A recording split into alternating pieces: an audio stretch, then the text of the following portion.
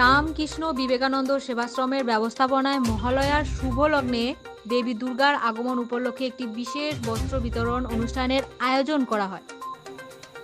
বুধবার আলিপুরদুয়ার জেলার ফালাকাটা ব্লকের জটেশ্বর কাজলি হল এলাকায় সেবাশ্রম প্রাঙ্গণে এলাকার প্রায় ৬০ জনের মতো অসহায় দুস্থ মহিলাকে নতুন বস্ত্র প্রদান করা হয়।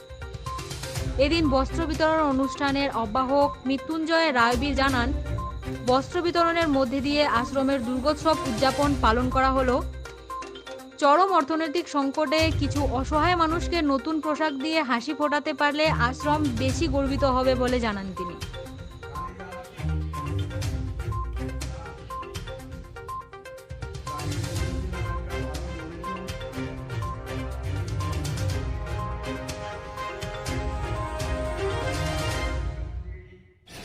আমাদের শ্রী শ্রী রামকৃষ্ণ বিবেকানন্দ সেবাশ্রম কাজলি হল জটেশ্বর আলিপুরদুয়ার এর ব্যবস্থাপনায় এই মহালয়ার শুভ লগ্নে আমরা দরিদ্র মহিলা কিছুদের জন্য বস্ত্র বিতরণ অনুষ্ঠান আজকে সম্পন্ন করলাম। আমরা চিন্তা করেছি যে দুর্গাপুজো যে উদযাপন সেটা আশ্রম আজকে বস্ত্র বিতরণ দ্বারা করলো, কারণ এই কোভিড সিচুয়েশনে মানুষের হাতে এখন অর্থনৈতিক অবস্থা খুব খারাপ।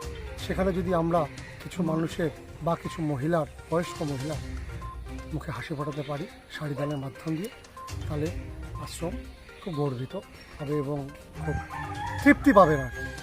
কতজনকে ডিস্ট্রিবিউট করলেন? আনুমানিক ৬০ জনের মতো আর কি হবে। আপনার নাম দাদা? আমার নাম মৃত্যুঞ্জয় রায়বী।